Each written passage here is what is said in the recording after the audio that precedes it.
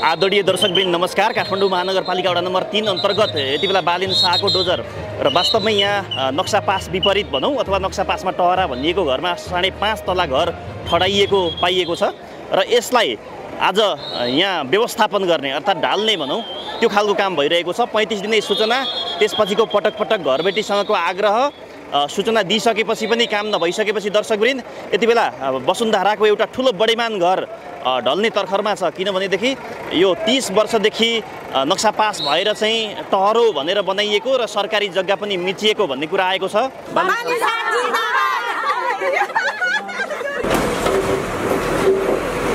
दर्शकवृन्द हामीसँग काठमाडौँ महानगरपालिका वडा नम्बर 3 को वडाध्यक्ष हुनुहुन्छ प्रेम थापा। नमस्ते सर। नमस्ते।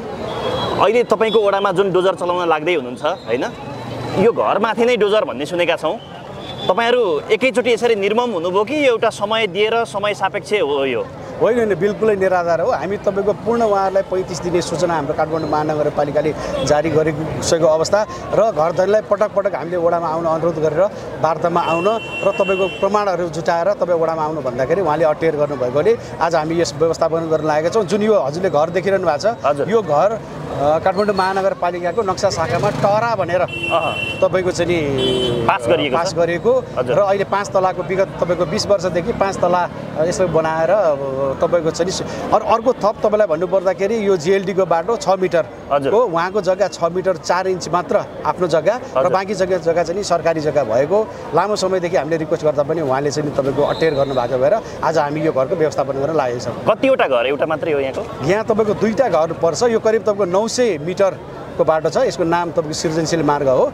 यसको हामीले तपाईको चाहिँ यस वर्ष काठमाडौँ महानगरपालिकाको केन्द्रीय बजेटमा एकीकृत विकास गर्ने योजनाका साथ हामी अगाडि बढेका छौँ र आज यसको सुरुवात गरेका छौँ। हजुर, भनेपछि यो घर भत्कारै छोड्नुहुन्छ तपाईहरु? अब भत्काएर भन्दा पनि यो त पूर्ण रूपले तपाईको चाहिँ यो अनियमित हो, मापदण्ड विपरीत बनेको छ।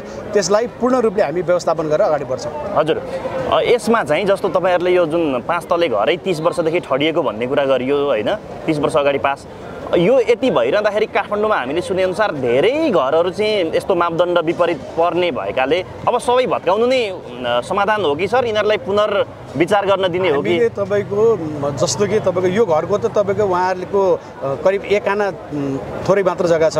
त्यस कारण यो 5 तला बनाउन हाम्रो काठमाडौँ महानगरपालिकाको मापदण्डले पनि दिँदैन। हजुर, र अर्को कुरा तपाईँको हामीले अरूहरूलाई वडामा र महानगरपालिकामा चाहिँ सम्पर्क गर्न र अहिले हामीले केही छुट दिएर तपाईको चाहिँ काम यो महानगरपालिकाको नक्सा पासको दायराभित्र आएर आफ्नो तपाईको घर सुरक्षित राखी नक्सा पास गर्नु भनेको छौँ।